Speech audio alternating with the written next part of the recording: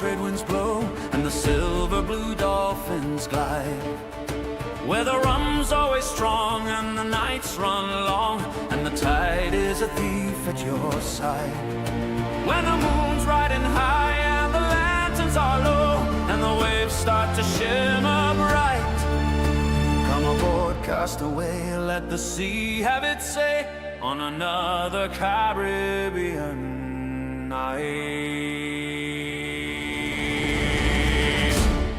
Caribbean nights, like Caribbean days, more often than not, they're wilder than not, in the boldest of ways. Caribbean nights, neath Caribbean stars. Oh, rogue with a grin, could win or give in, out there past the bars.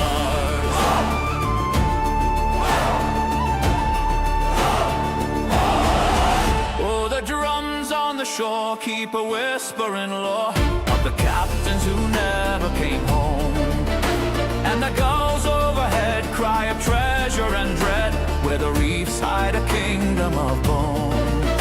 But the breeze tastes the spice and the gamble feels right when your heart's set on freedom's bite. Raise a toast, stake your claim, let the world know your name on another Caribbean night.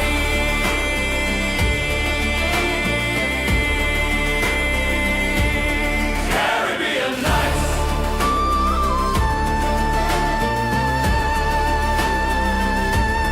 Caribbean nights.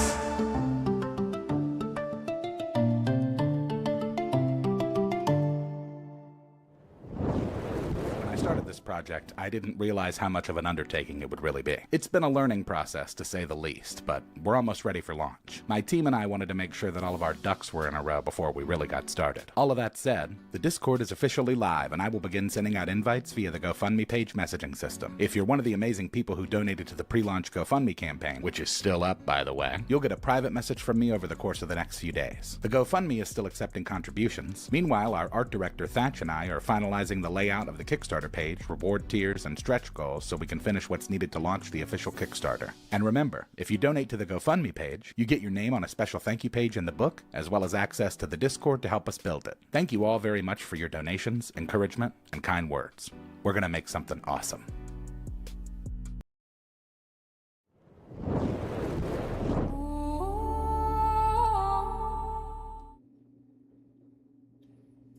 Sorry, that was the wrong one. We went to the wrong screen.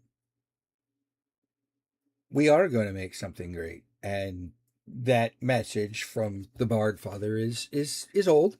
There is new word that they have started building the Kickstarter page and are almost getting ready for it to launch. But we have 22 days before the Norseforged Gathering 6 in New London, North Carolina. Memorial Day weekend, May 22nd through the 24th. There will be lots of things to do, and tickets are still on sale over at the Norseforged Gathering 6 website. So, if you want to come, go get your tickets. I don't know how many camping spots are still available, but I do know there's tickets still available. There will be plenty of things to do. Come, be part of the community. Come do quests. I just got message today that there will be a treasure hunt. The creator of the gathering, Norseforged himself, likes to do things and create things and hide them at the gathering and give clues and quests to people, and the first one who finds the item wins the item. I did not know this last year, or else I would have been searching for the item, but don't know what the item is yet. He's still got 22 days or 21 days to create said item. But there will be lots of things to do. There's an 80-foot climbing tower.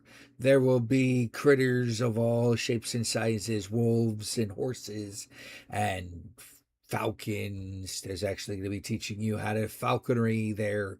There's knights. There's going to be jousting. There's going to be a Bahoot match, or lots of them. Full armored combat. There's going to be a Sasquatch hunt. Come join your favorite creators, TikTok creators. Taco Reacts, Queen of Vikings. Ali the Piper will be there, and she will be performing. The Harp twins and the Wolfgang twins will be there on their harps and their drums. It's going to be loads of fun. I will be there all weekend long. And the Pirate Encampment also has a little sketch that we're doing. We're recruiting for the pirates. So come join us, and we shall have fun. There's a lot of mead going to be drunk there. Lots of mead drunk everywhere.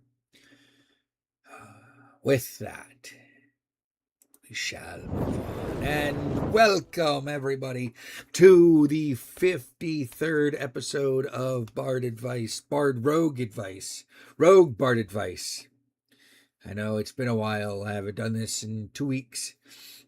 I've been busy. We are a D&D TTRPG sports when they're around and everything nerd cast. Sometimes we talk archaeology with our good friend of the podcast, Archeo Wolf, who is a debunker of pseudoscience and a captain of the interstellar battlecruiser.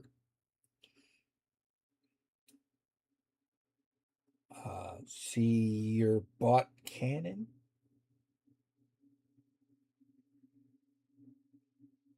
I will check the Discord.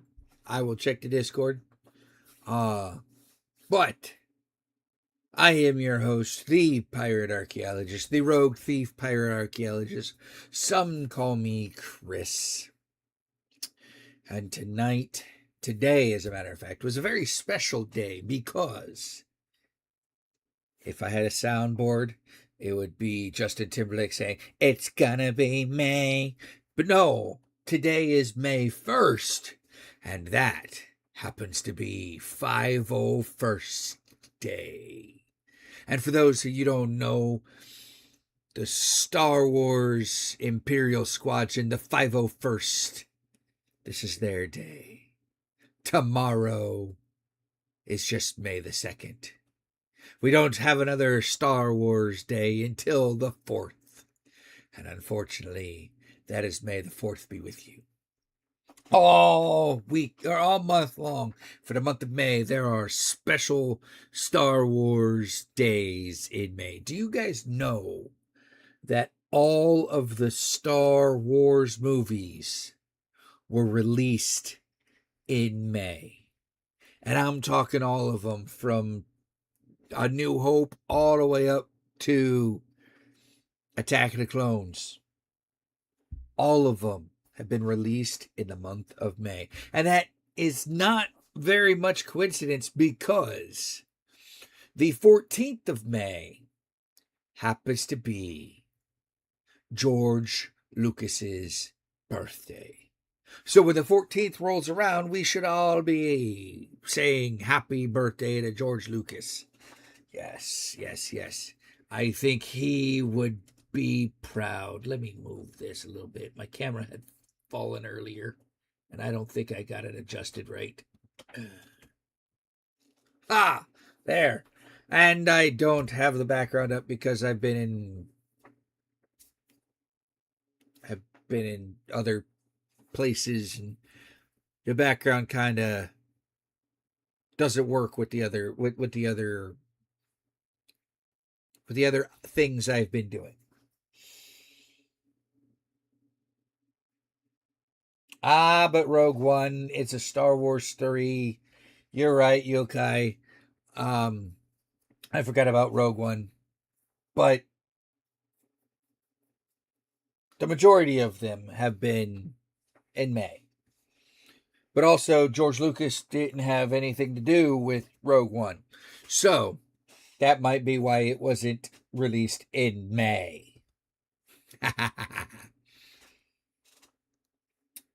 He also didn't have anything to do with the Han Solo movie either, but it was also released in May. So, maybe Kathleen Kennedy had a soft spot for that movie for May. Who knows?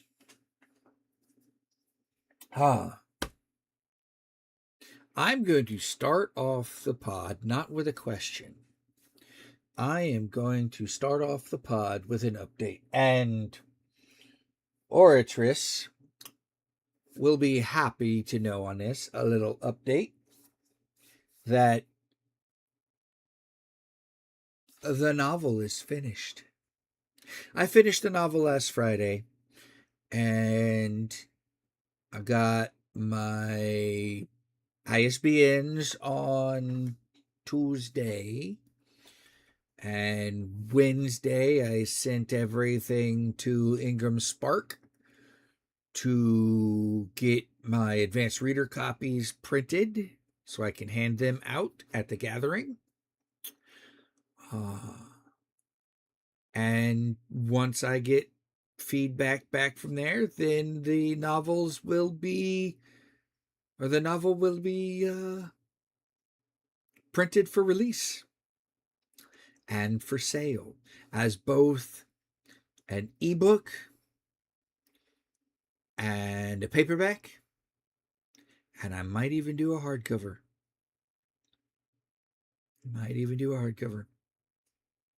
Woot woot, all hail the novel. Yes, all hail the novel. And it came out, in my opinion, but I'm biased because I wrote the novel. It came out extremely well. I think it did.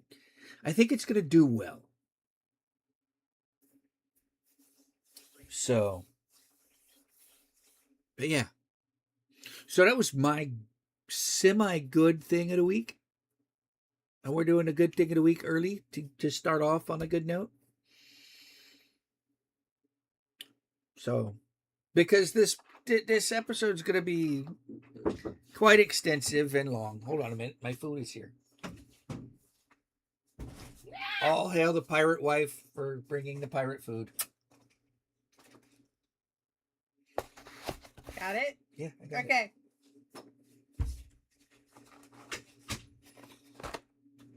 Like I said in the Discord, you're all going to see me eat at least French fries. I can leave my sub for later because I need to be able to talk. So she said hi, Puffy Cheeto.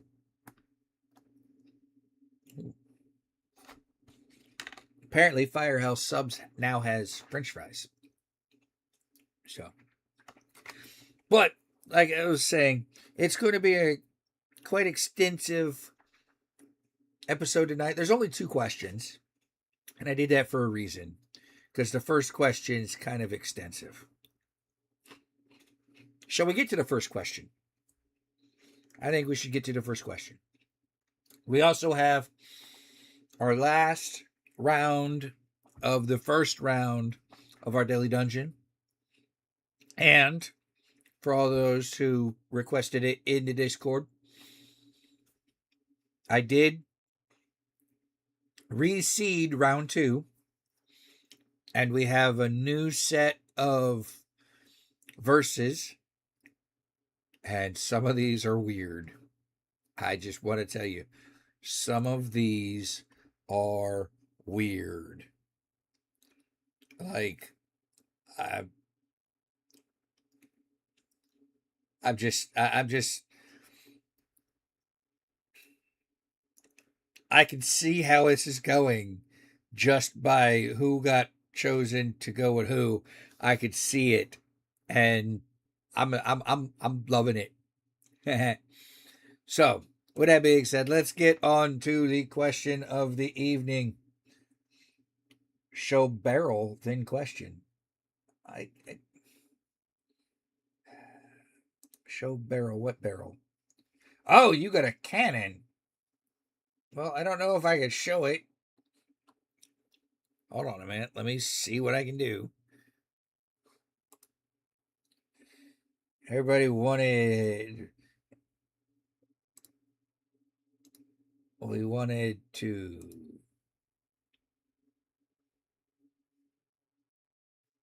Yeah, I could do that. I could do that. And I could do this right here.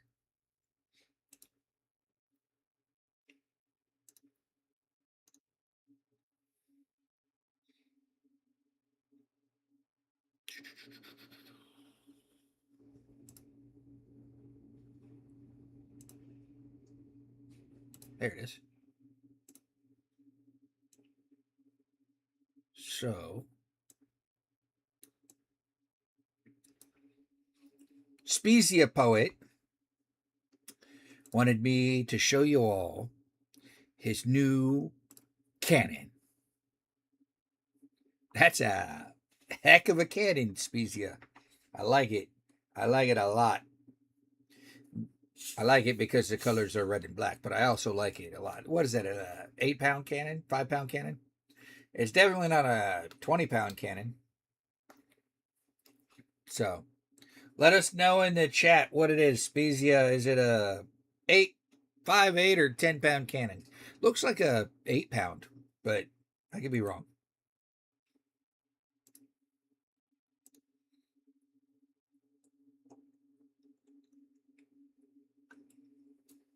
No, Aquatic Messiah, John Wick does not fight himself. Matter of fact, John Wick fights a cop. But we will get there. We will get there. So the first question, if you want to laugh, my local VA already wants to rate it for it. Yeah, I would. Kirk's good thing of the week. Its homemade brownies are actually pretty good. Puffy Cheetos, good thing of the week. It's finally Friday. No, your good thing of the week should have been Puffy Cheeto. That your daughter won a highly prestigious award for her ROTC or her JROTC. That should have been your good thing of the week. I'm very proud of your daughter, Puffy Cheeto. So, and for those of you who don't know, I get all that information off of Instagram because Puffy Cheeto and I are friends on the gram. So I get inside information that she doesn't share on the Discord. Love you, Puffy Cheeto. Anyway, let's get to the question. Let's get to the first question. We are 20 minutes into the podcast, and this question is going to go slow. It's going to be nice, and it's going to be easy, and it's a 2-slider. And it comes from Kirk. And I want to say, Kirk, I enjoyed this question. And this is why, Puffy Cheeto, I can't answer your question because I had so much fun trying to figure out this question. And the question is, I won the lottery big and went nuts. I thought I was already nuts, but let's go. I've had the ship of my dreams built. Triple-masted, 18th century sailing ship.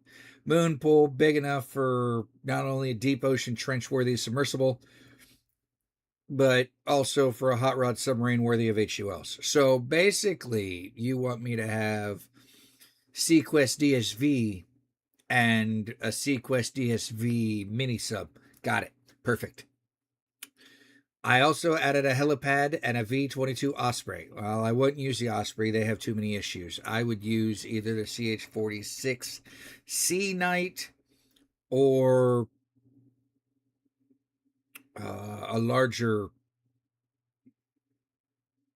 helicopter. But that's for those times when a 40-knot super sub just isn't fast enough. If you want the fastest helicopter in the world, give me the CH-47 Chinook.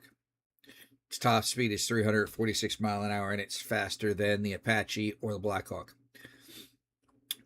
Not only that, the construction of the ship attracted an enthusiastic group of people with a unique set of skills whom I've hired as my crew, and who are loyal to me until death. And I've realized something. This is more than some playboy's yacht. This ship is special. It could be a tool for correcting archaeological wrongs. Just think of all the stolen artifacts sitting in the wrong nation's museums, or, even worse, in private collections of corrupt rich people. You now have the resources to return those items to their proper locations. What do you go after first? Well, Kirk, thank you for this. I really enjoyed this question, and I really enjoyed the thought behind this question. However, this was a two-question question because you told me that the construction of the ship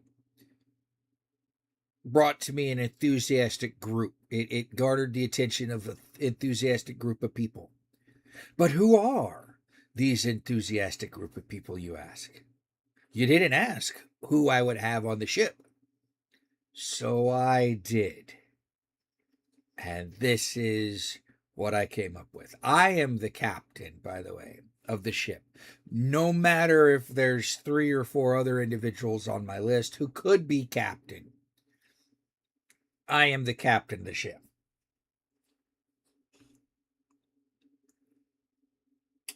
You know what? I totally did not have this scrolling, so I missed a lot of it. 8 pound from Springfield. Nice. When I get the official release date of my novel, I will let you know. And Yokai, I will let you know. And thank you for that. I appreciate it.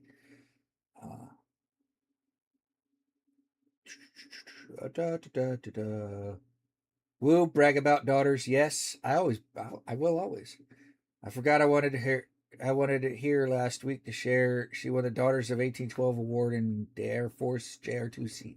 Yes, that's what I was talking about. I thought she was Navy, but yeah, it's definitely the Air Force.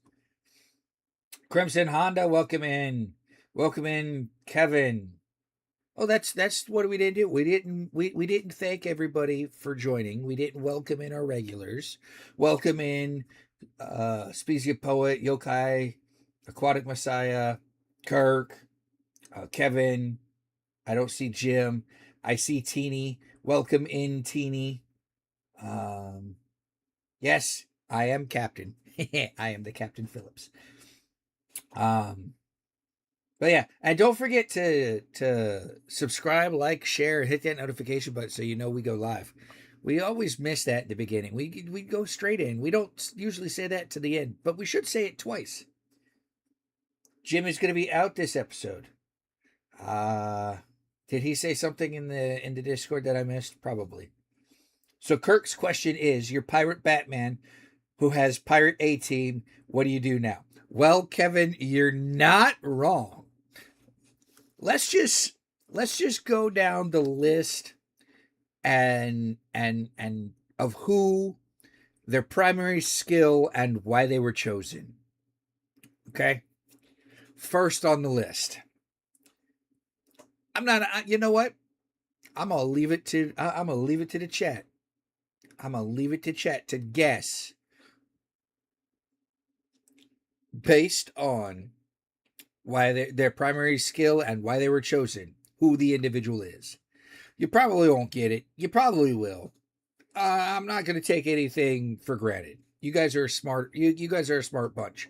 So, first on my list, they were chosen because they keep a diverse, independent crew, cohesive, and operational under deniable command. Deniable command. Primary skill is small crew command, discretion, and logistics. He did serve as his own ship's quartermaster and captain.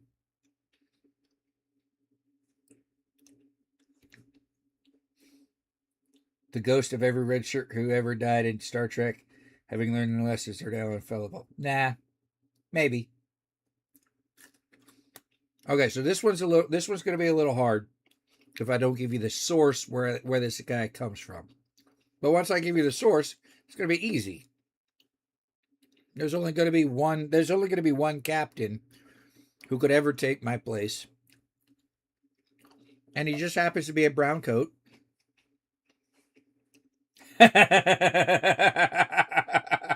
Something says brown coat. Nathan Fillion.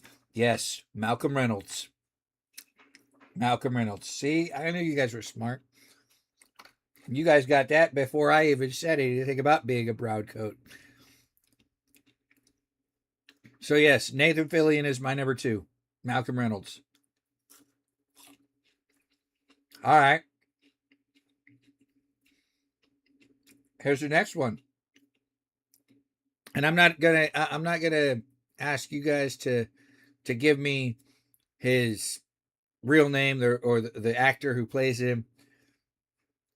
Stage name, or not stage name, but character name is fine. The second one is the chief strategist and ops planner.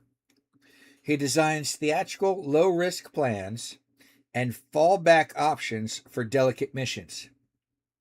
That's why he was chosen. And he has a complex his primary skill is complex creative planning and contingency design. And he doesn't believe in what's he doesn't believe in? Not consequences. He doesn't believe in coincidences.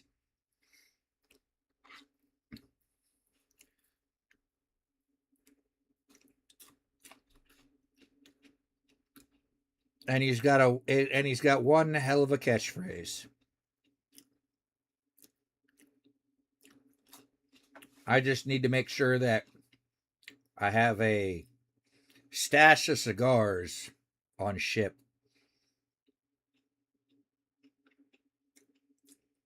Teeny, you're lost?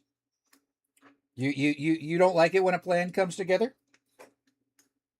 This one would be Hannibal Smith from the A-Team.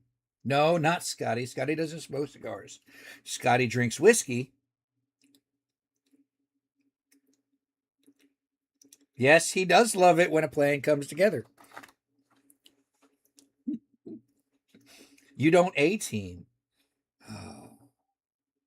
This next one's going to be hard. So I'll just give you this next one. Navigator, sailing master.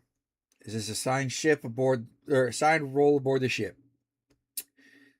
His primary skill is celestial and coastal navigation, square rig seamanship. Why he's chosen? He ensures authentic 18th century sail handling and safe pilotage. And that would be Jack Aubrey from Master and Commander. Need somebody who knows how to sail this 18th century ship. I sure as heck don't.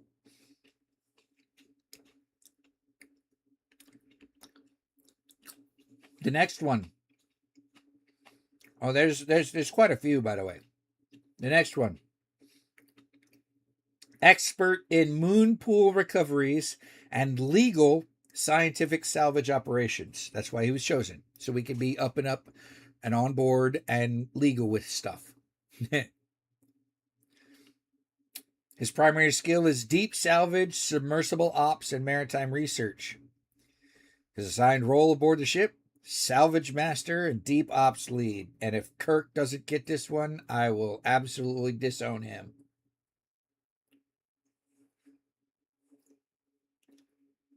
Well, Nathan Ford from Leverage and the whole Leverage team is just basically A-Team.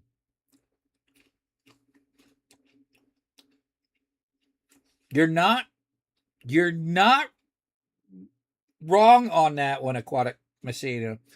Though not entirely correct either.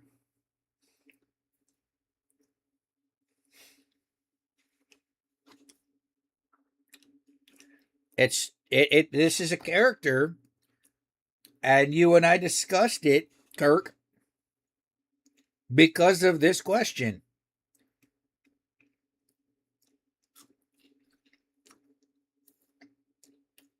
He's only had one movie. He's only been in one movie, but he's been in 40 something books.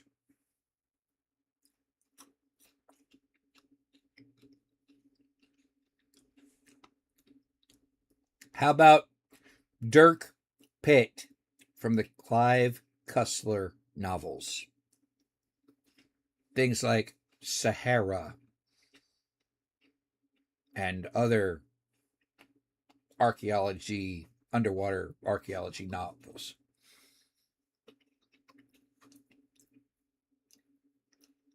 You still haven't read any of them. No, it's not my fault.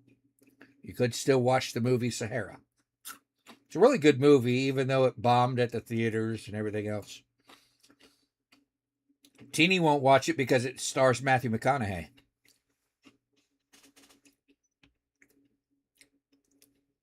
Gives back your library card because you don't use it. Oh, you don't have to do that. Next on the list, the chief engineer / carpenter. Primary skill, improvised engineering and non-lethal solutions. If you guys don't get this immediately, that's it. That's it. Why chosen? Because he has rapid field repairs and creative retrofits without escalation or a heavy kit.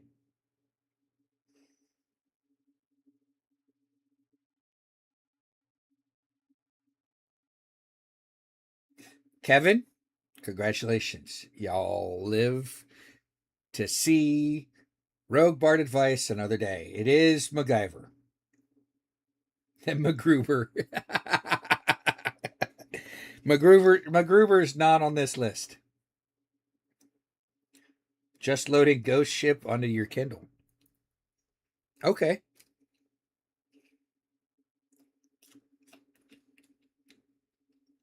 You guys are going to have to enlighten me what TBR is.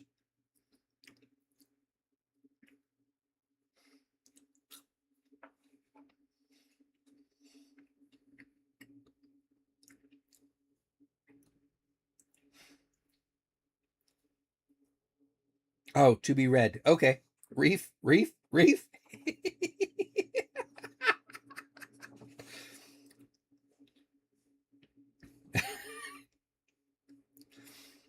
All right.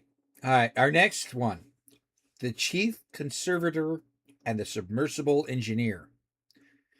Primary skill, mechanical intuition and conservation engineering.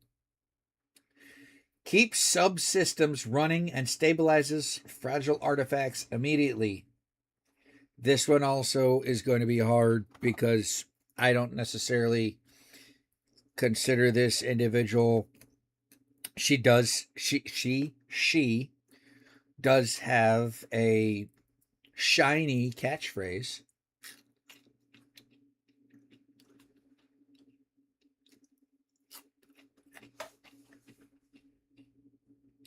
And pairs well with another member of our crew.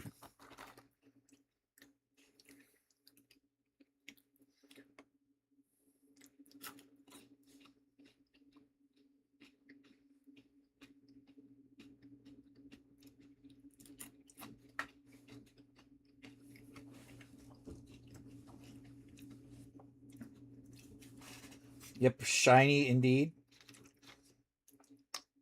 Are you saying, Kirk, that it's Kaylee?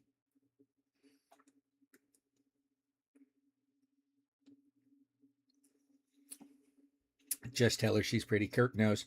It's Kaylee.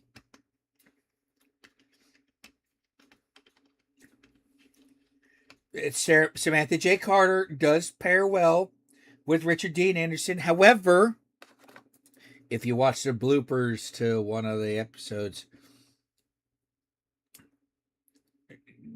the Samantha J. Carter calls Richard Dean Anderson out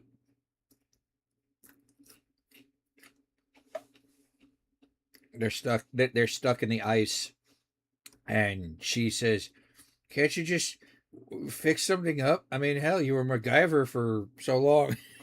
It was funny. It's Firefly, Puffy Cheeto. It's Firefly. Our next is our tech and conservation lab lead.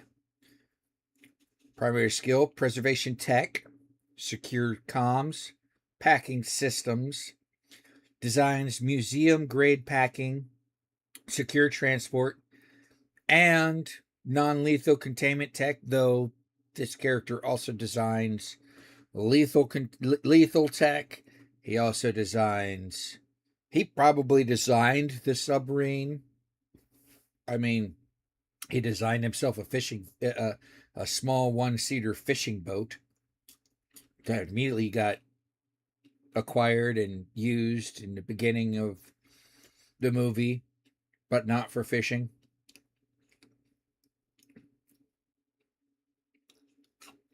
Amanda Tapping, yes. Yes.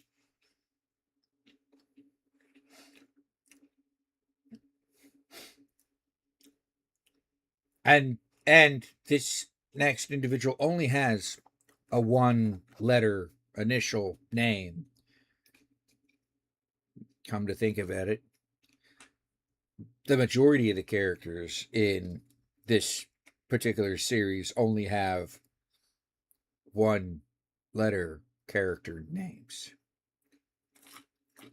Though not the lead character and not the secretary. They have full first and, well, no, the secretary just has a full one name if you combine the two. But a main character has two names. And we are talking Q from James Bond. He's our tech guy. Makes sense though, right? Our next is where we get our first archaeologist on the list. Provides archaeological credibility and ethical guidance for reputation, or for repatriation. Sorry. His primary skill is field archaeology, provenance, and museum diplomacy. And he's the chief archaeologist and cultural liaison.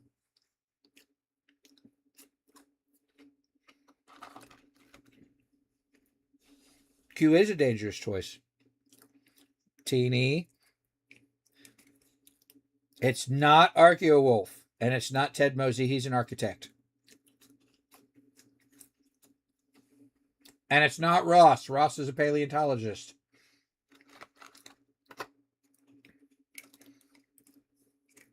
Though that would be funny having Ross Geller on the ship. I did not think about that.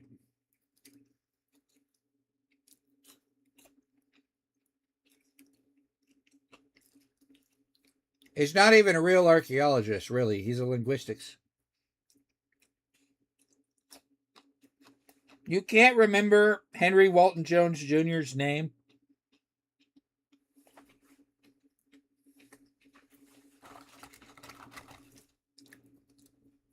The other guy from Stargate? No, it's not Daniel Jackson. It's Henry Walton Jones Jr. His friends call him Indiana. Yeah, wrong franchise. Daniel's not. Surprisingly, Daniel didn't make my list.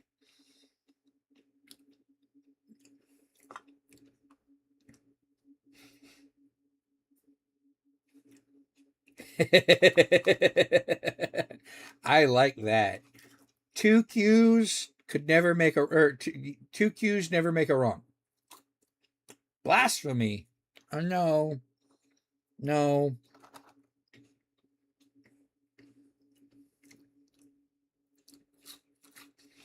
Always go with your gut with me, Puffy Cheeto. Always go with your gut with me. All right. Our next one on the list is our second archaeologist. But it's our field recovery lead. Primary skills, fragile recoveries, climbing, diving, remote operations. Expert in delicate recoveries in extreme and hazardous environments.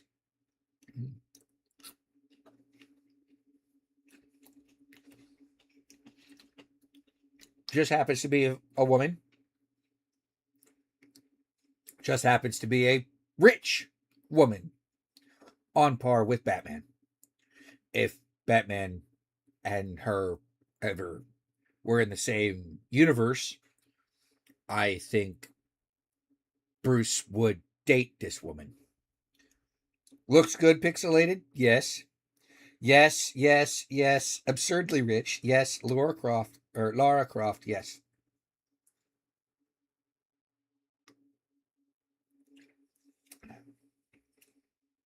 No, Kevin, he's a great archaeology professor. He's a great adventurer. He's a horrible archaeologist.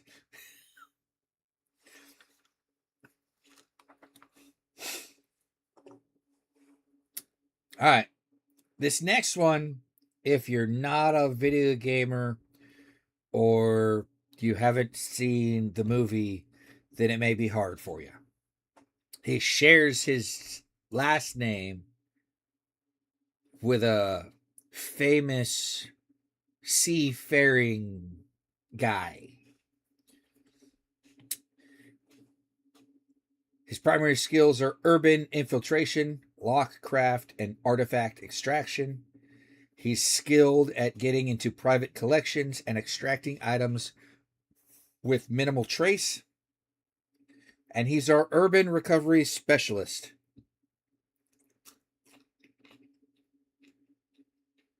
You might be in. You might be still in it, Puffy Cheeto. Do you like Tom Holland? Do you like Mark Wahlberg? Those are the two clues. It's the only movie that both of them were in. Kevin, Aquatic Messiah, you're on point tonight. Nathan Drake. Absolutely. How is this team phasing out for you guys? Do you guys like the choices?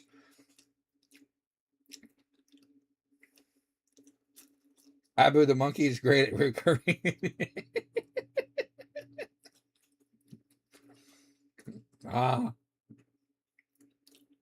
I may name my dead pirate monkey Abu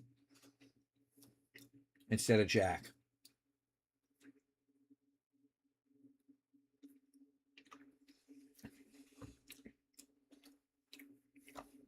All right, Retriever of Gold, this one's for you.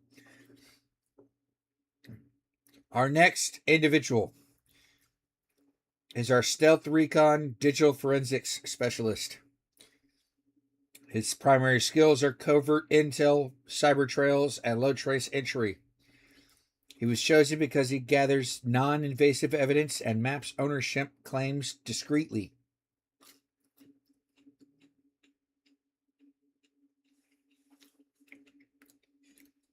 And he shares a name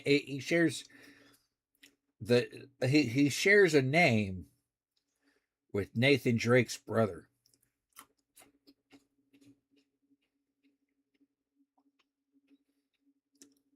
And he comes from a video game. It's not ChatGPT, sorry.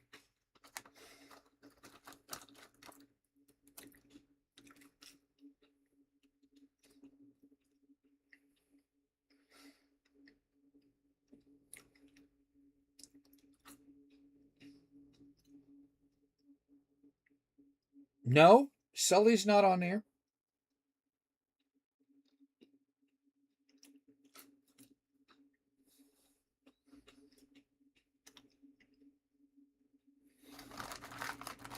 Sully wasn't his brother. Sully was the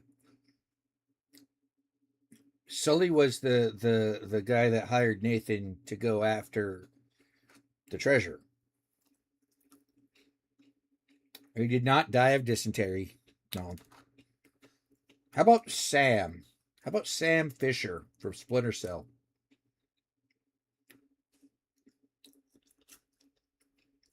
Exactly. Sam.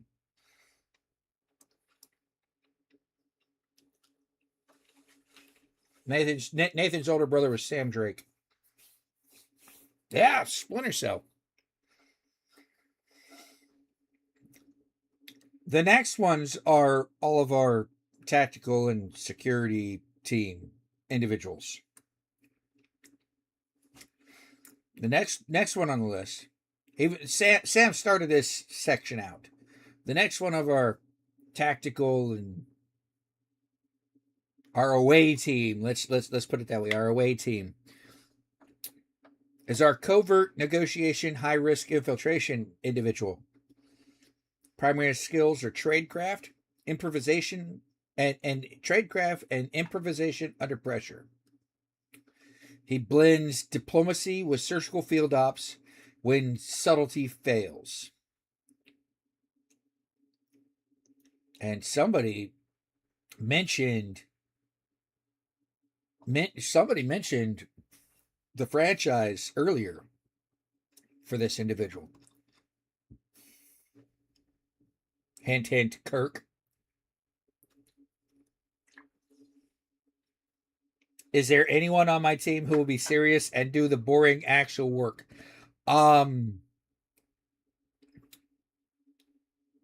Yes. Yes, there actually is. Yes, there actually is. Matter of fact, we still have another archaeologist on the list, though he's not listed as an archaeologist, but he could do the work. We have a forensic anthropologist on the list who would actually do the work. Yeah. Well, Kirk mentioned Mission Impossible, so it'd be Ethan Hunt, Puffy Cheeto. The next two are the primary, and then the next one on the list is based off of the primary. So, you missed all of that? Oh. Well, I'm sorry. You missed out on you mentioning Mission Impossible earlier, and the first person, or the next person on the list was Ethan Hunt. Anyway, our next individual is our hard ops emergency extraction lead. His primary skills are ruthless infiltration and survival under fire. He was chosen because he's a last resort operator for fast, decisive extractions in hostile environments. You must pay the pet tax instead of picking Discord. Yes, you must. And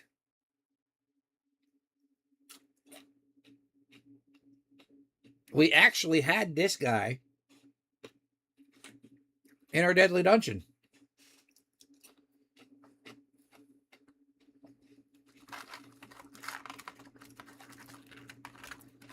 He's no, not Mike Bannon. He's not on this list. But Excuse me. hold on, man. Garbage?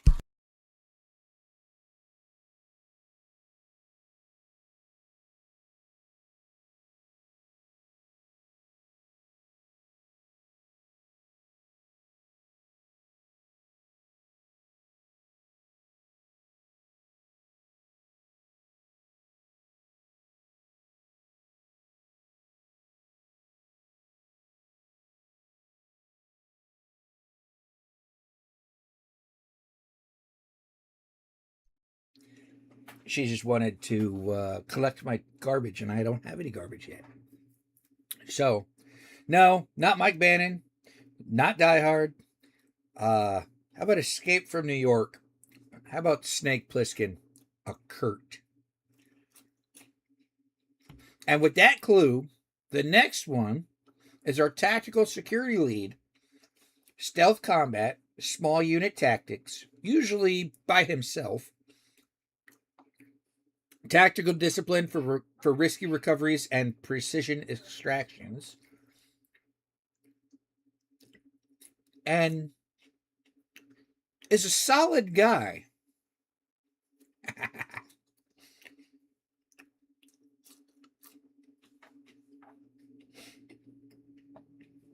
He's a solid guy all around.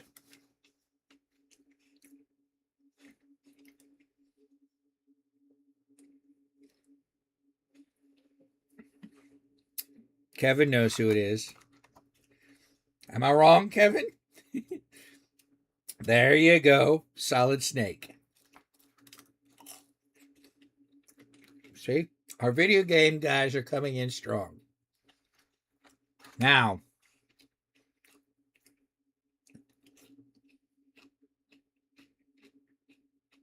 it can be a snake in the grass.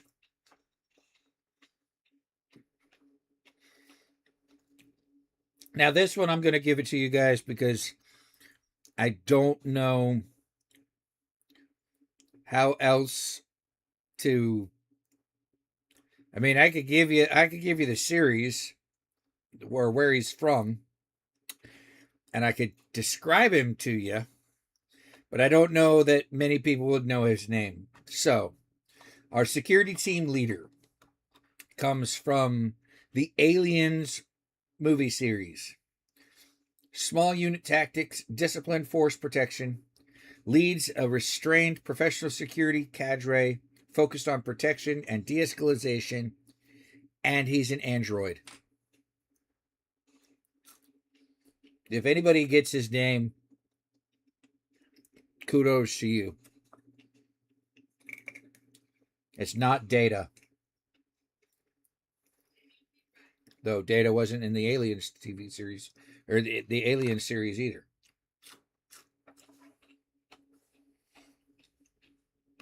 No, not Bishop. Well, hold on a minute. Bishop was the android. Then I'm wrong. I thought this was the android, but no. I think you're right on that. It's Bishop's the android.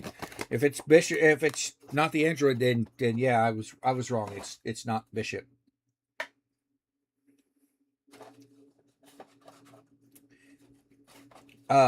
So I think he's in the first movie, and it's Corporal Dwayne Hicks.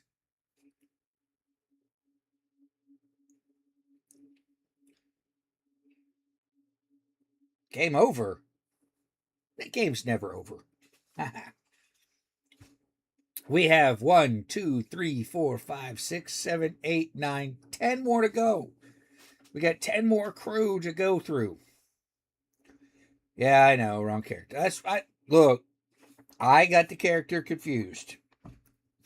I wanted Dwayne Hicks, not Bishop, and I got their descriptions wrong. Excuse me. I got their descriptions wrong. I get it wrong sometimes. I'm not perfect. And neither is our ship surgeon / morale officer. His primary skill is trauma surgery, triage, and crew counseling. His. Why was he chosen? It's because he keeps the crew healthy, handles trauma, and maintains morale in a bartender ship doctor role. I am the captain. So is this guy, by the way. Funny enough, this guy is also a captain. No, not House. Not House. Not McCoy. Neither one of them had their own still in their living quarters. I am Bones McCoy. We can't have two Bones McCoys on the ship, Yokai. Yokai, it is Hawkeye. It is Hawkeye. Benjamin Franklin Hawkeye Pierce.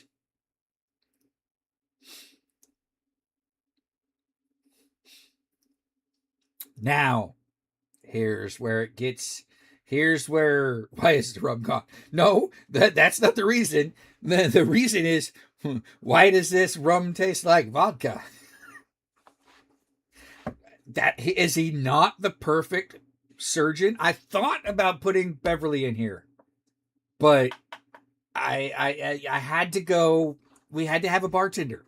And Beverly Crusher is just not. She's just not a bartender. But our next individual,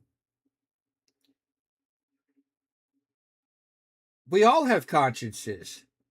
We're not going after things to loot. We're going after things to change history, to remove the objects from the looters and give them back to their original owners. So, yeah, we all have consciences. How about our public relations fundraising lead? He has charisma. He cultivates donors. He has that media charm. Why was he chosen? Because he opens doors to private collectors and shapes public narrative for returns. You could say this man is the face of the operation.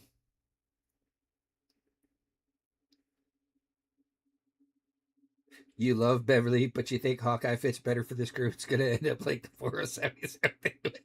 It just might. But our public relations lead, the face of the operation, he is a team player. He is a team player. Not Sean Spencer. But could be Sean Spencer's dad. If Sean Spencer's dad wasn't Corbin, that Corbin guy.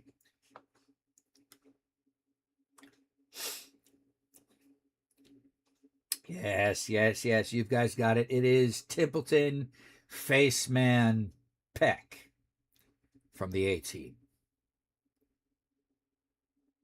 I mean, he's the face. You never mess with the face.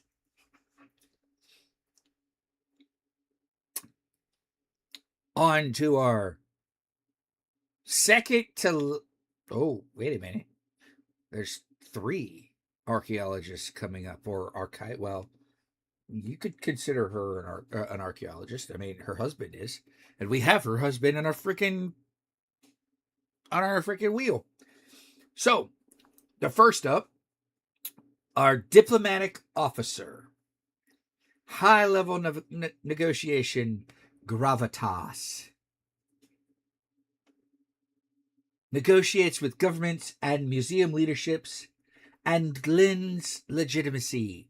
Man, before being a captain, he is an archaeologist, anthropologist first. And again, he could supply Hawkeye with alcohol from his family vineyard. Not Leisure Suit Larry. Though, you may be onto something there later on down the line there, Kirk. It would be Picard. And it was the family vineyard that gave him away, wasn't it? Have you guys ever wondered something? Jean-Luc Picard is French, played by a British actor. French family vineyard, British actor. Look, I love Picard. I love the actor. But it does work. He was working actually in the Royal, the Royal Shakespeare Company before he got the role for Picard.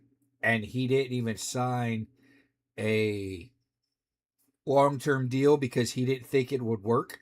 He didn't sign a long-term deal until after the 3rd season because he didn't think it would work. You assume the Brits took over France in the War of 2103? Professor X, yes. English is the main common tongue in the Star Trek universe. Yes. All right. On to the next one. Also a Brit, by the way. Our public persuasion coalition builder. Narrative, primary skill is narrative reframing, and public diplomacy.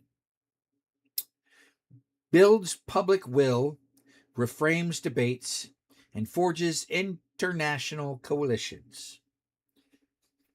And some say he's handy with a screwdriver.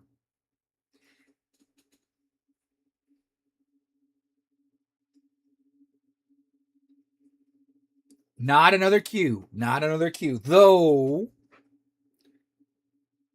while the actor is British, the character is alien.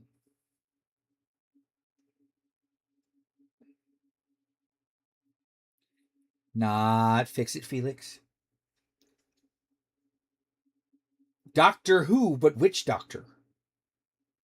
And you guys won't guess it. It's my favorite doctor, David Tennant, the 10th Doctor. You have no idea who, then. It's Doctor. It's the Doctor Who. David Tennant. Yes. Our second to last archaeologist is actually an archivist and a cultural resource lead. She is married to one of our guys on our list. And her primary skill is archival sleuthing, artifact identification, and getting kidnapped. She locates documentary provenance and contextual history for claims.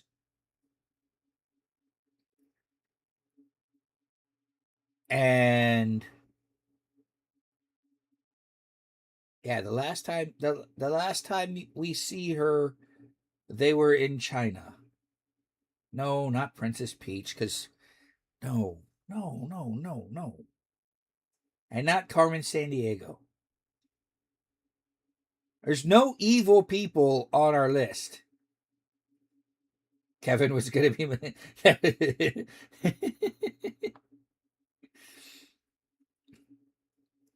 No.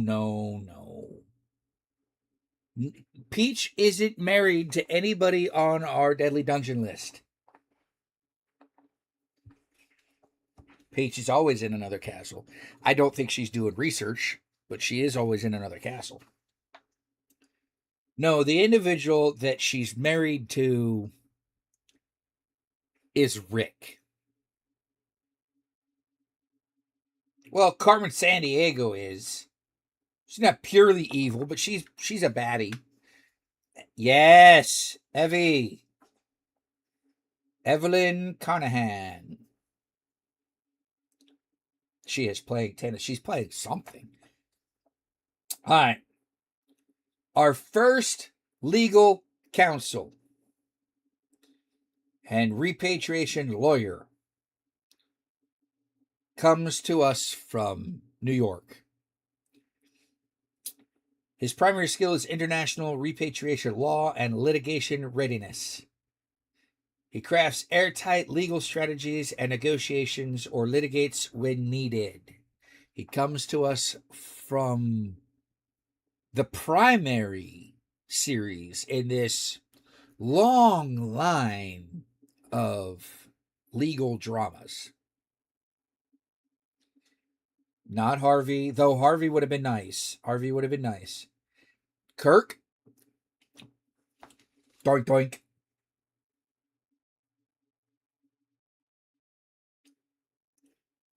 Kirk's on the ball, though Kirk probably has seen Harvey the Birdman Spectre. Not Ben, not Harvey. Kirk's on the ball with doink, doink.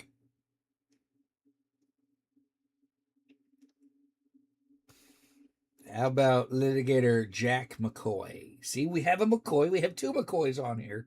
Puffy Cheeto. It's just Jack isn't he the DA?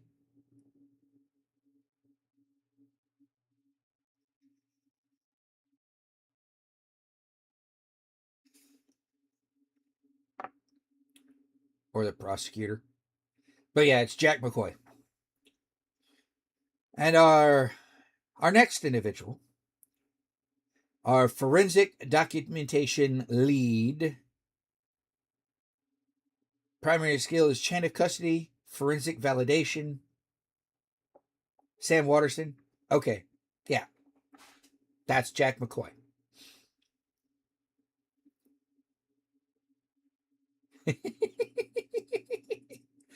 Look, I am including all of you in this because I know you guys know this stuff.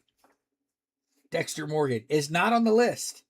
Unfortunately, we don't need an individual who is skilled in getting rid of bodies because this next person on our list, our forensic documentation lead, could very well get rid of bodies. She produces scientifically defensible documentation for provenance and court use. She is the lead forensic documentationist.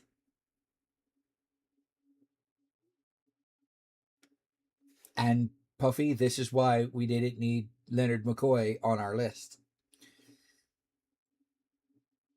Because then we'd have 3 Bones.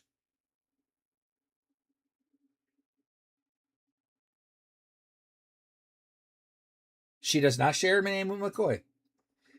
She's not Sarah Seidel.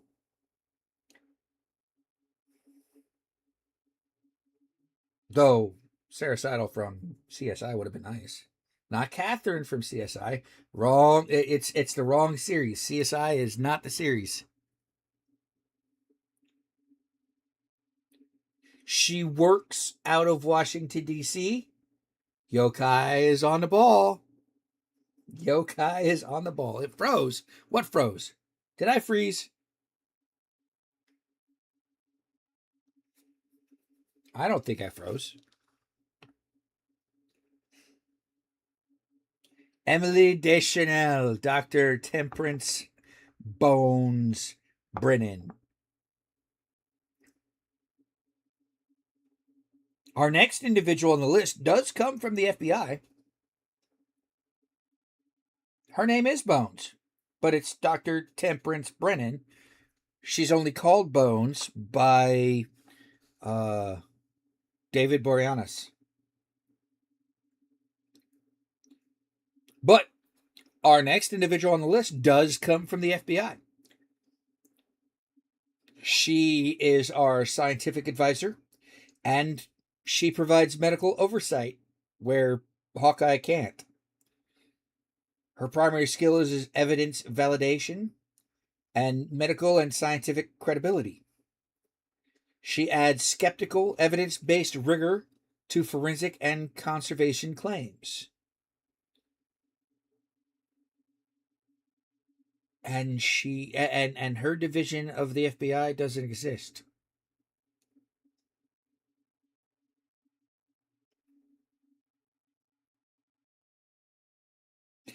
Scully, you are absolutely 100% correct. Gillian Anderson, Dana Scully. The BAU exists, Puffy Cheeto. The Behavioral Analysis Unit exists.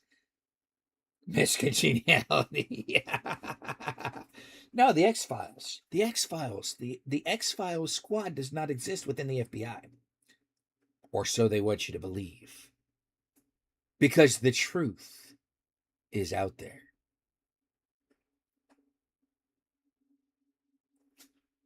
Our next, our second to last individual, before we get on to what we are actually going after first, our second to last individual, I will give you that he's from a video game series. He's a research scientist and a field tech. His primary skill, he is applied physics and field problem solving. And he solves technical and lab challenges in austere or improvised conditions. Yeah, they're just regular field agents. Regular FBI field agents. Yep, absolutely. Now, you never see this individual unless you look in a mirror when you're playing the game.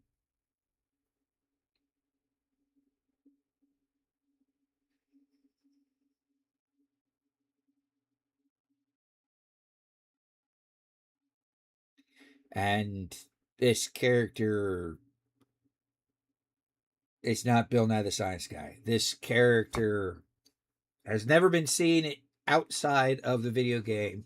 So he's not a TV or movie character. Though this game, the original, would make one hell of a freaking movie. Sci-fi movie. Ooh, it traversed between 3 or 4 different dimensions. Reverse Dracula. No.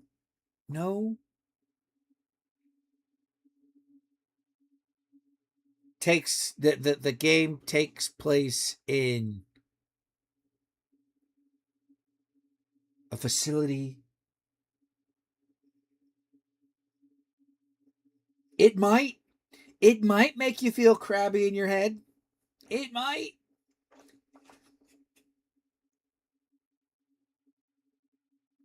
It might. And there's only one cure.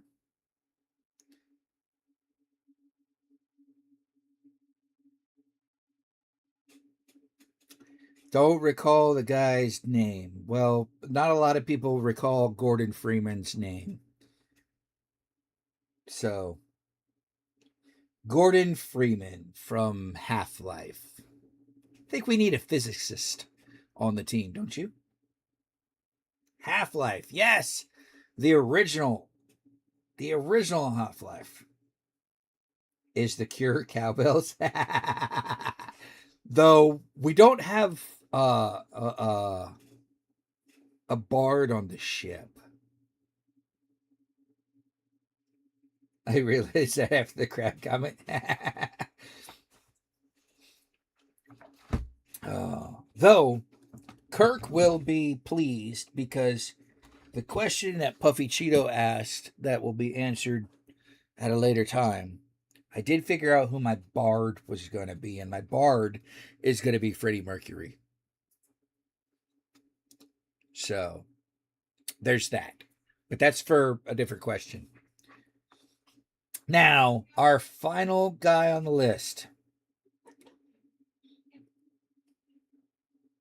is our primary local liaison officer and our legal fixer and port broker. Do you see why I couldn't I couldn't decide on the what you asked yet? Well, yeah, I had to think about it.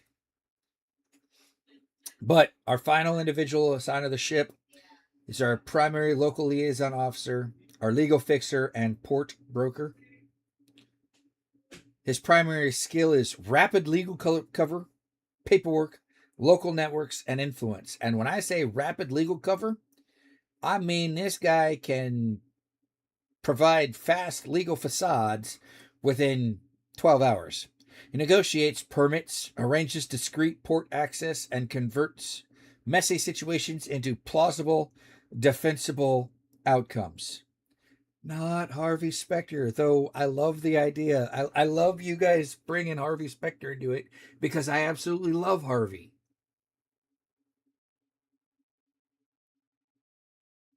But Harvey and when I said there's no bad guys on the team, this guy walks a very, very fine line between what is good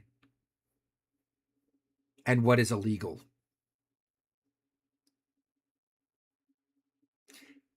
And he's Jewish. And he's Jewish out of New Mexico. What gave it away? What gave it away, Retriever? What gave it away? I want to know. I want to know what was it I said that you pulled Saul Goodman out. Because it is Saul Goodman.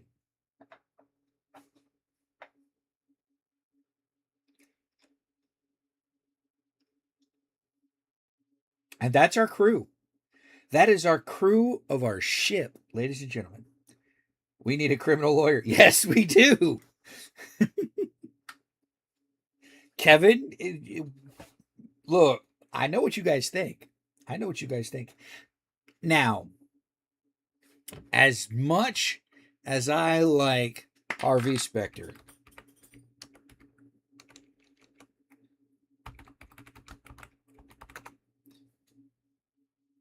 as much as I like Harvey Specter, Michael Ross is a much better choice than Harvey. Harvey's the greatest closer in New York City. But Michael could run circles around Harvey if Harvey let him. Michael got Harvey to hire him even though he wasn't a Harvard lawyer. Michael Ross was Suits. Hands down, bar none. Michael Ross was that role.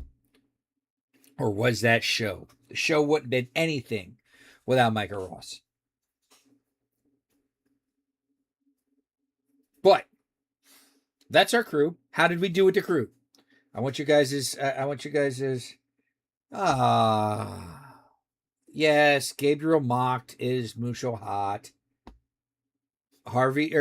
Michael Ross did go to jail. But why did he go to jail? To save Harvey and Jessica and the firm. Why? Because Louis Litt's a pansy.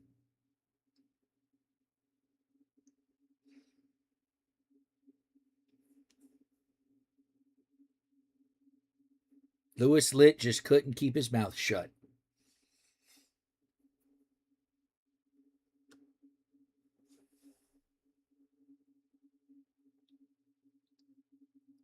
Oh, that's where Hawkeye comes in.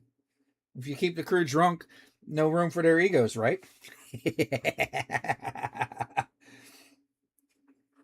I need Harvey on my ship for eye candy. Don't you have enough eye candy?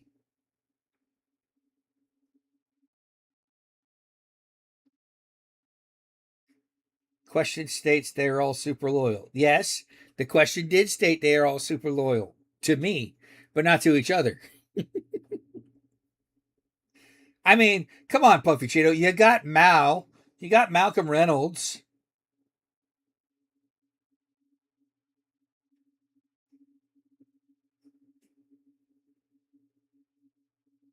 You can never have enough guy kid. Look, there's only 1, 2, 3, 4, 5. There's only 5 pieces of eye candy for the guys. Everything else is eye candy for y'all women. Especially if we go with Liam Neeson's Hannibal Smith instead of who was Hannibal Smith?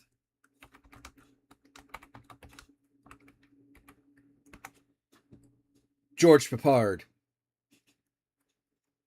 Hannibal Smith.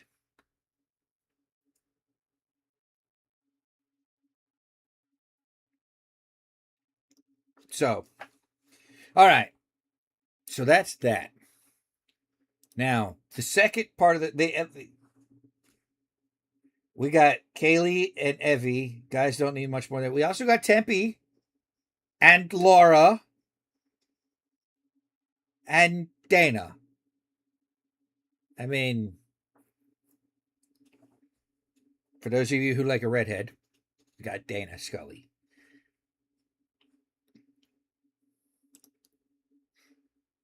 But the question was, with this crew, what do we go after first?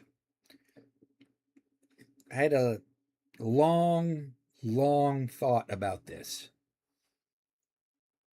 And I came up with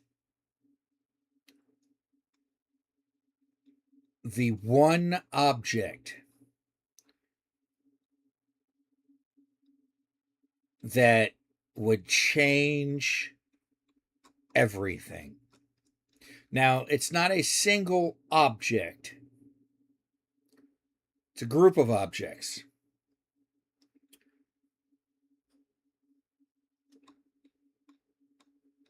And these group of objects are called the Pantheon sculptures. Or the Parthenon sculptures, sorry. Often called the Eglin marbles. They were removed from the Acropolis by agents of Lord Elgin between 1801 and 1812 and were sold to the British government in 1816. Most of the pieces are now in the British Museum, and the return to Greece remains the single most prominent repatriation dispute in the world of cultural heritage. Parthenon sculptures are the surviving frieze, metopes, and pedamental figures from the 5th century BCE Parthenon on the Acropolis of Athens. They were created under the direction of Phaedaeus around 447 to 432 BCE and are central to classic Greek art and identity. Agents of Thomas Bruce, 7th Earl of Eglin, Lord Eglin, removed roughly half the surviving Parthenon sculptures between 1801 and 1812, while Greece was under Ottoman rule. Eglin claimed he had Ottoman permission. The exact document, deferment, is disputed. After a British parliamentary inquiry, Elgin sold the collection to British government in 1816. The sculptures were placed in the British Museum. The museum holds 15 metopes, 17 pedamental figures, and about 75 meters, 247 feet, of the original frieze. British Museum in London holds the largest single collection of the Parthenon sculptures. Greece's Acropolis Museum in Athens was explicitly built to house returned sculptures and has repeatedly requested their return. The dispute has been active since the 19th century and remains unresolved. UNESCO has urged intergovernmental negotiation. So, if I were president, this would be the first thing I would do. Or one of the first things I would do. Why this is the best single target. Symbolic weight. The marbles are globally recognized symbols of cultural heritage and national identity. A credible, negotiated return or shared custody solution would create a precedent that reverberates across repatriation claims worldwide. I don't believe in shared custody. These were Greek sculptures. They need to be returned back to Greece.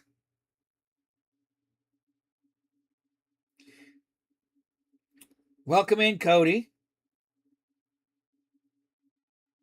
Ark of the Covenant was not what we were going after. Sorry. The Infinity Stones, no, sorry. Did they remove the sculptures to preserve them or just out of greed? Well, it was in the 1800s, and a lot of British guys were going around the world digging up things and bringing it back to the British Museum because they felt that this was our empire and we can do what we want. Screw your cultural heritage.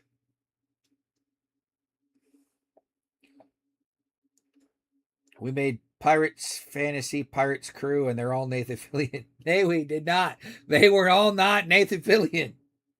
And Pirate Crew is now deciding what relics to steal and return to their original owner. We're not stealing them per se. We're just giving them back to their original owner, taking them from whom they are currently in possession with and giving them back to their original people.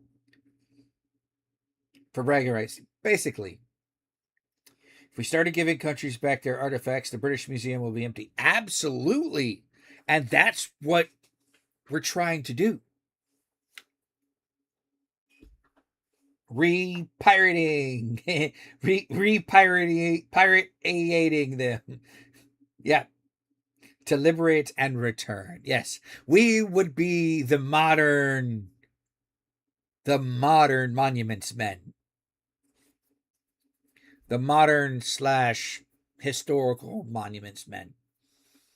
Yeah, that was actually a group, an actual army unit of scholars and archaeologists and anthropologists during World War II to go and find all the lost art and treasure and monuments that the Nazis had stolen during World War II and give it back to the people. They were called the Monuments Men.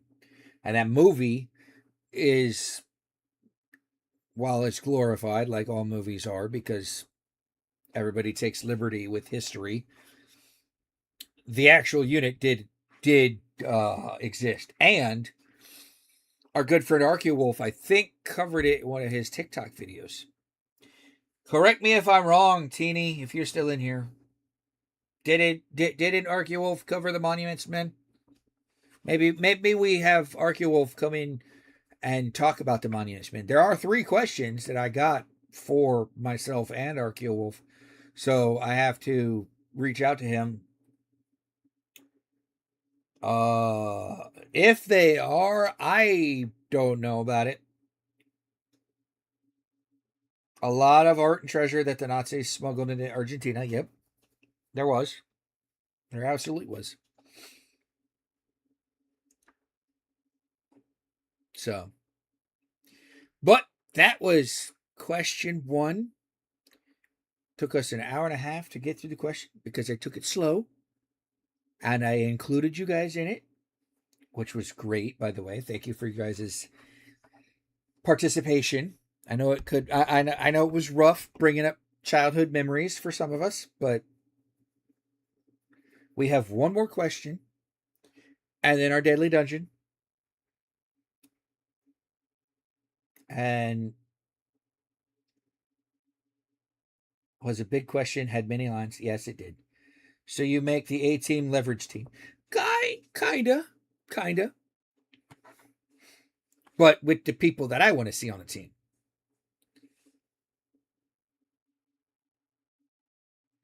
A-team, leverage, and librarians. But how would that work? Because there is one member from leverage who is also in the librarians, and he can't have dual roles.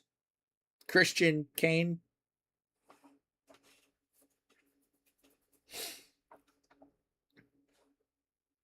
Elliot and whatever his name of on the librarians was.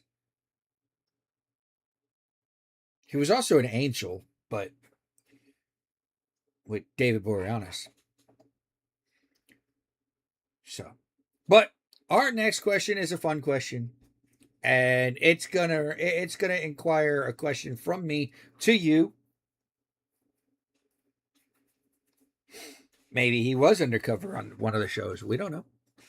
But this next question is also comes with a question from me to you guys.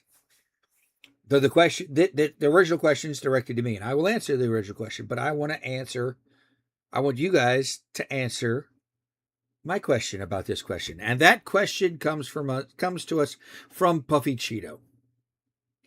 She didn't think this question would make it in the pod tonight.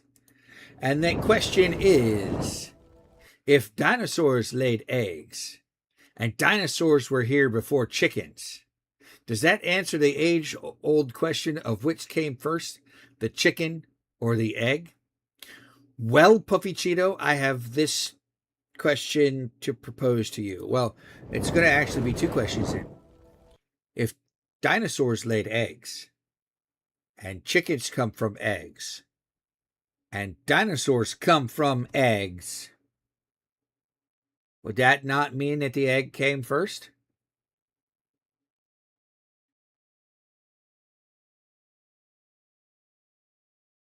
We would have Nicolas Cage play it. Nicolas Cage plays the other character. Absolutely. So yes, chicken or the egg came first. But here's a question for you. If chickens came from dinosaurs, if the bird evolved from dinosaurs, and both came from eggs, does chicken taste like dinosaur or does dinosaur taste like chicken?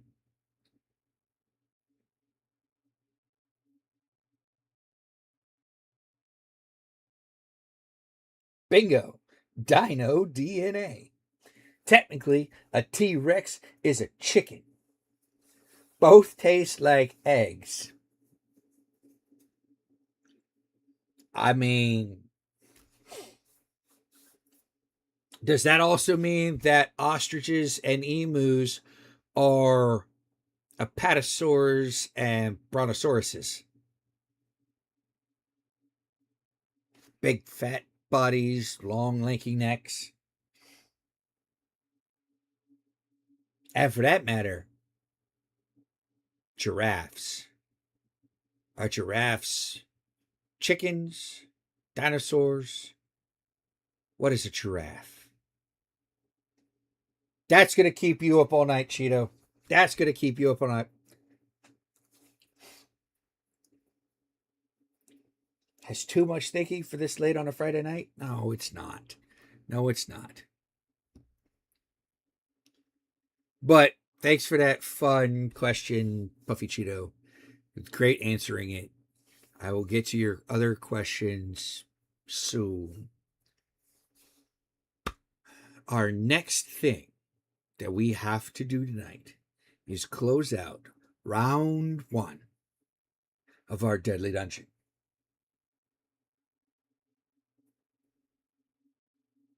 Giraffes are clearly cartoon critters, can't be real. Giraffe is a long necked horse. I like it. Sure. But closing out our Deadly Dungeon, we have the matchup of the century.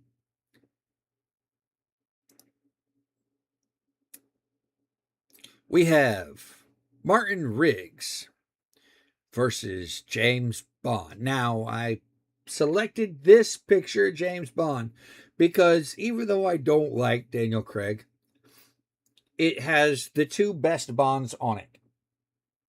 And if we're doing Bond as a collective, you got to have everybody. And then we have Xena Warrior Princess versus Alice from Resident Evil.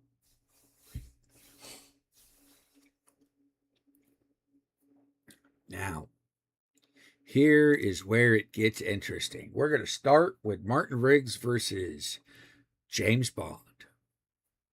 Martin Riggs from Lethal Weapon is an ex-Special Forces soldier, expert marksman, knife fighter, and close quarters brawler.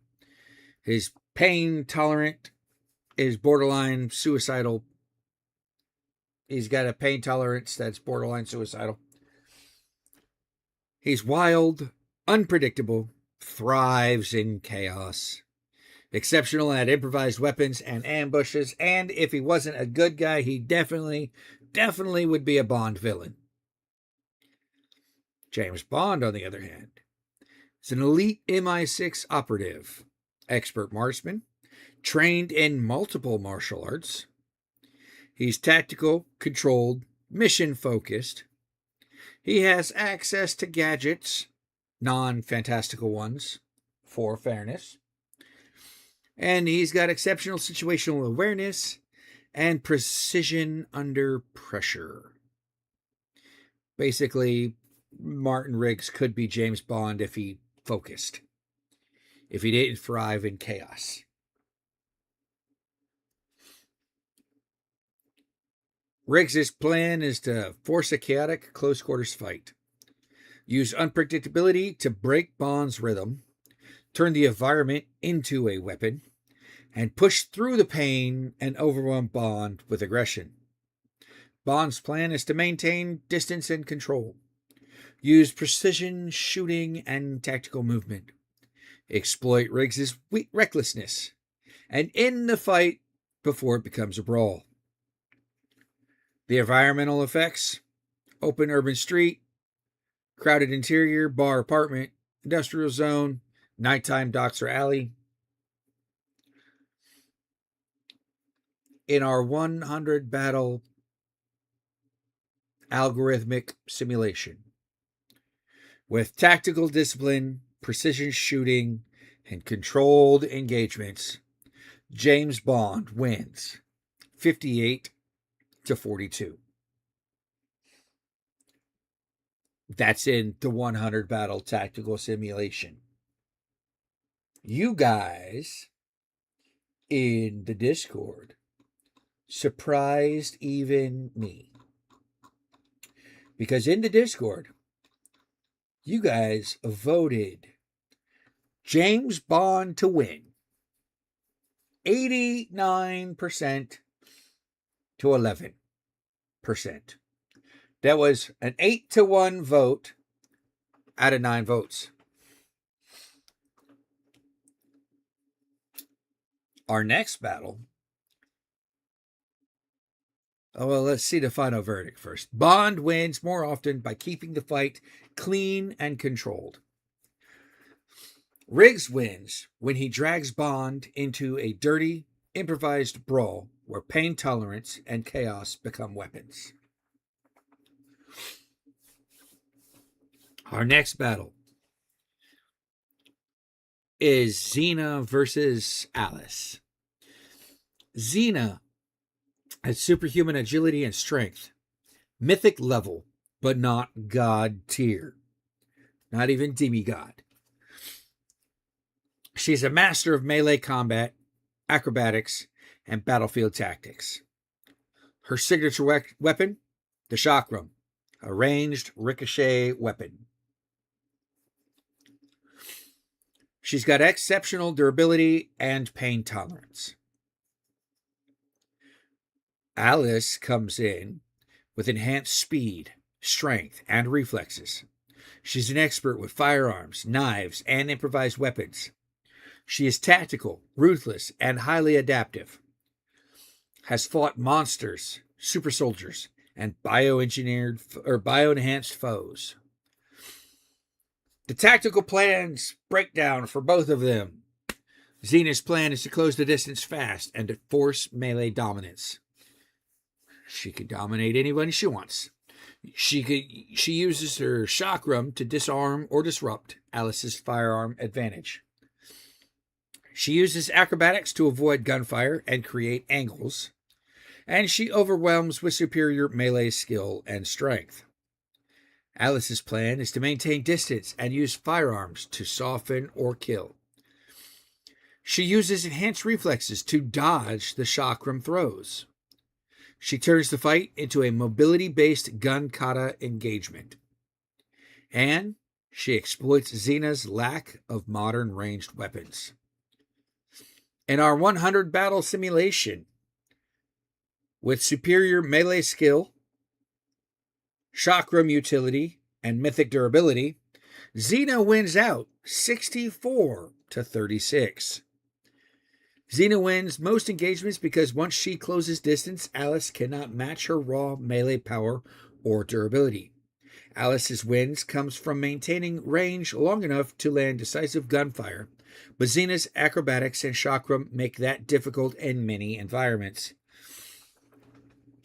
While the algorithm says 64-36, you guys in the chat said 56-44.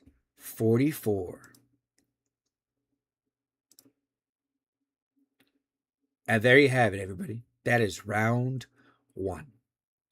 Done in the books. With Martin Riggs losing to James Bond and Alice losing to Xena. And our bracket for round 2 is now complete. And if you look at this, I have filled in the bracket for round 2 based on... Oh no, I haven't filled out the bracket. This is the bracket for this. But the bracket for round 2, I will actually throw this up here real quick. I just got to get to it. Actually, you know what? I will actually just show it to you guys here, because I could just go here. Our bracket here. And this is after the reseeding. Let me see if I can't get this. Nope. It doesn't look right that way. So this is after the new reseeding. We have Rick O'Connell versus Dutch. Michael Knight versus Beatrix Kiddo. Ash Williams versus Snake Plissken. Chuck Norris versus Flash Gordon. I don't know, man. I missed stuff in the chat because I had the Discord up. Giraffes are mammals, but T-Rex would have heavier meat and not taste like chicken. Giraffes aren't real. Now, if Mila Jovovich character were Fifth Element Lilu, I'd have to abandon Xena. Well, we didn't do Lilu, so.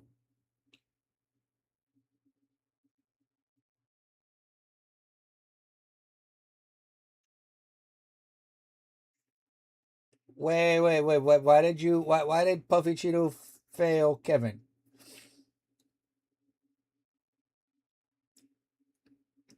I was the one who voted against Bond. Oh, okay.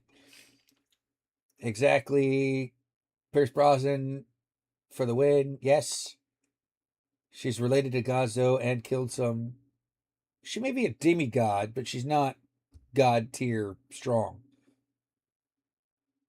Aquatic Messiah Retriever voted for Resident Evil. Call shenanigans.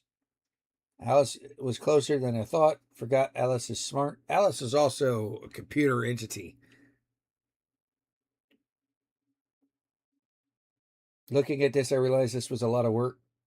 No, don't worry about that. So we have Chuck Norris versus Flash Gordon. King Leonidas versus Jason Bourne. Wesley is now fighting Lara Croft. Sarah Connor is now battling Jackie Chan. And Riddick is now battling the man with no name. Can you guys see where this is going? I can see where this is going. Buckaroo Banzai is now battling Angus MacGyver. James Tiberius Kirk is now battling John McClane. James Bond is now battling Xena. How that worked out? That just worked out that way.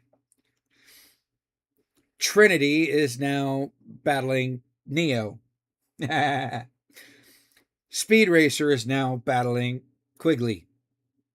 Bruce Lee is now battling Conan the Barbarian. John Wick is now battling Alex Murphy.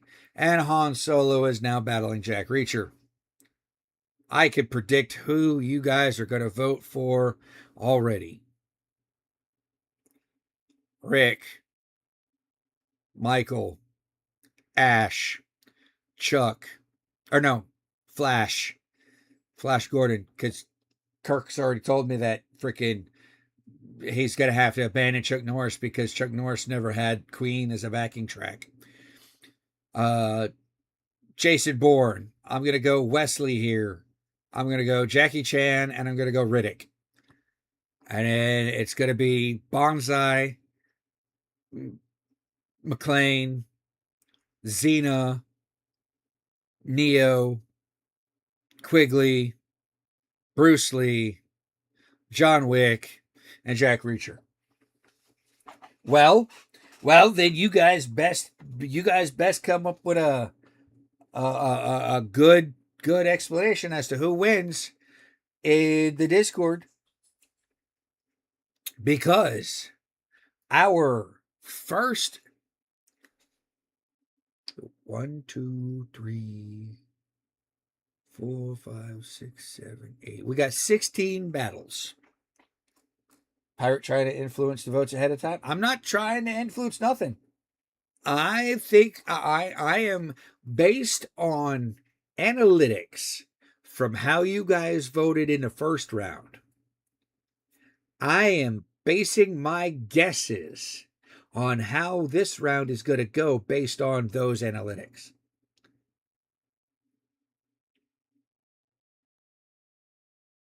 I'm not trying to influence anything. Prove me wrong. Digital Jesus, Trinity, Neo before full UA. All right. With that being said, we got 16 battles.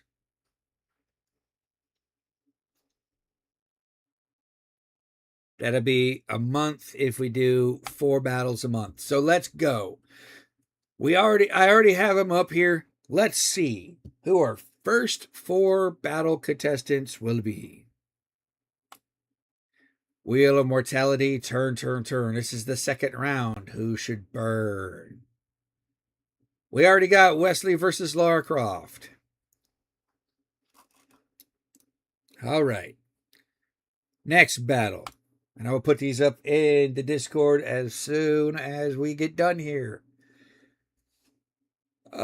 King Leonidas versus Jason Bourne. Our third battle. It helps if I clicked it over here and not over on my screen.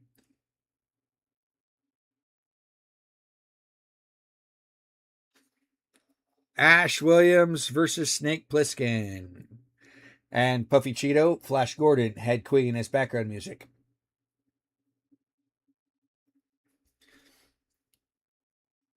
And our final Group 1 battle will be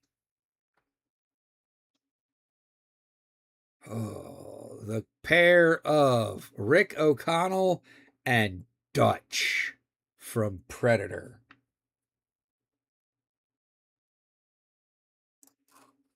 And with that, this is our group. This is our grouping. So make your choices in the Discord as soon as the polls go live.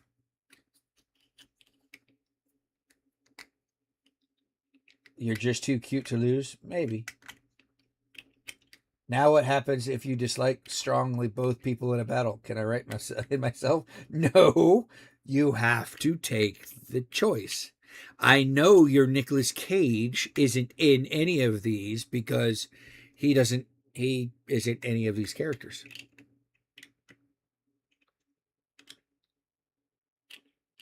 So,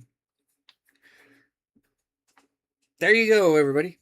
That's your Deadly Dungeon for next week. Now, moving on to some chat. We already went through everybody else's good thing of the week. By the way, we didn't. Oh, Wesley wins because he knows the script. It's not written in the script that he wins. Though, it was written in the script that he won that movie. But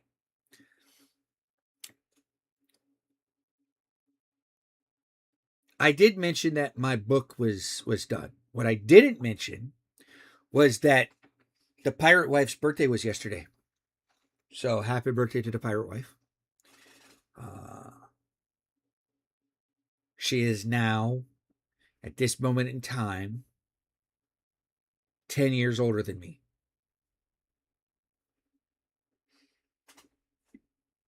When I have my birthday in November, she'll be 9.5 years older than me. So, happy birthday, Pirate Wife. Woohoo! Yes.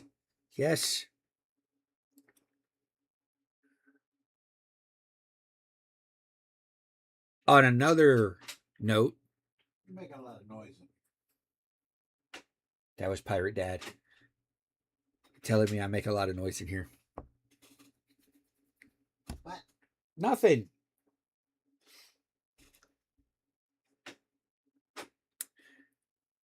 On another note, I am still at the Pirate House. Have not moved. Probably won't move until June. Not move, just be redeployed. But I want to let you guys know that there is a possibility that I may not, if I go to Florida, I may not be in Florida for long. And if I end up getting deployed to where they want to deploy me, or where they asked if I wanted to go, I haven't said yes or no to it yet. But if I go, then Rogue Bard Advice will have to go on hiatus for a while. And that's only because the internet situation is spotty. And it's like a 21-hour flight. I won't be able to take my computer with me. I'll have to get a laptop.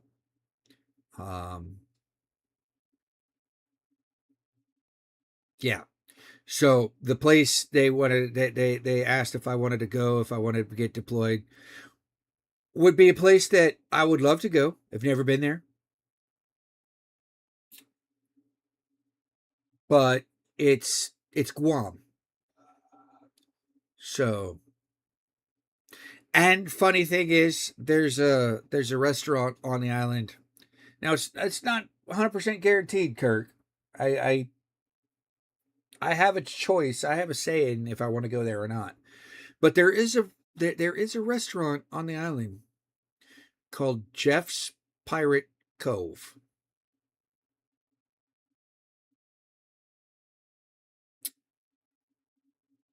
Food looks interesting. Food looks like it's regular American burgers and stuff, but yeah, they just got hit with a tropical cyclone, tropical cyclone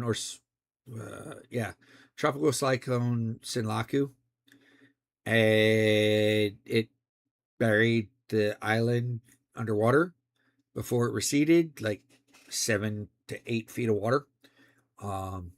So it's what I do. It's environmental protection, historic preservation kind of thing. It's what I do on disaster work. I helping survivors before, during, and after the disaster. I do appreciate that, Puffy Cheeto.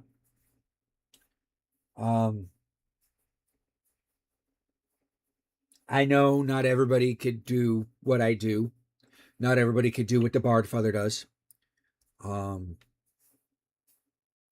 I may, well, no, it'd have to be something really, really, really, really, really extraordinary for me to pull the Bard Father out of retirement to get him to rehost.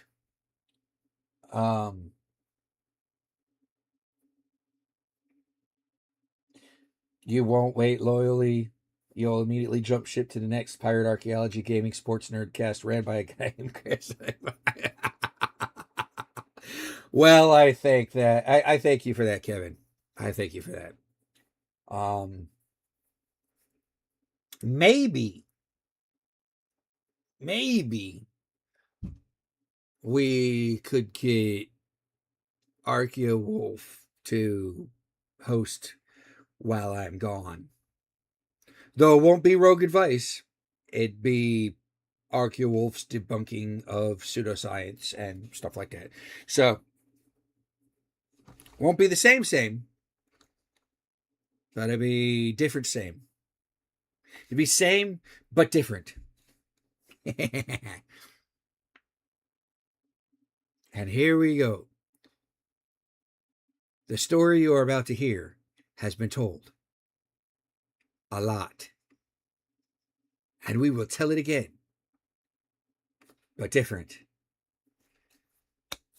And with that, everybody, it is 1 hour and 55 minutes.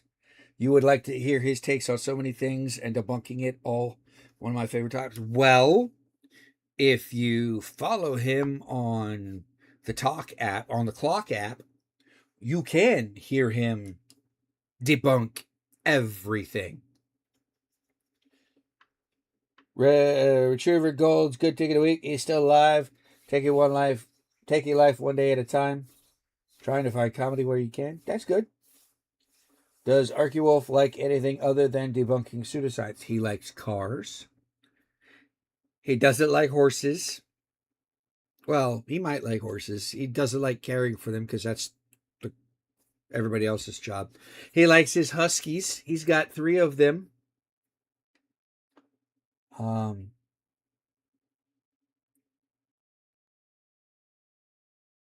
You follow him on the Insta app and the no tiki-taki. Why don't you and I are going to have to talk about the tiki-taki thing because I'm on the tiki-taki more than I am on the Insta. But with that being said, his huskies are beautiful. Yes, they are. And they're named after islands in Alaska. Akatan,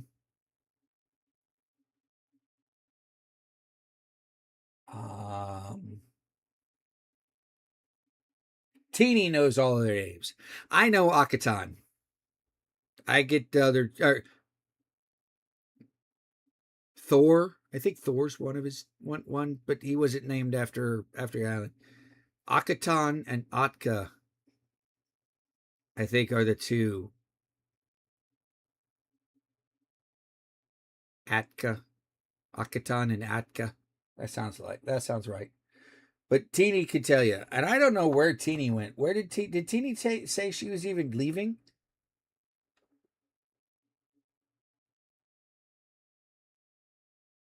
Teeny was in, and she just died out after auto-corrected or auto-correct.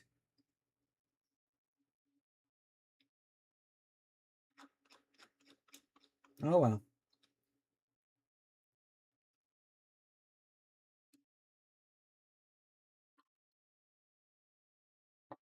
She probably was tired. She probably passed out. She's got 3 little gremlins of her own. You're not too old for all that mess. I'm older than you. And I stay off the Book of Faces. I think she might have been. We can find out.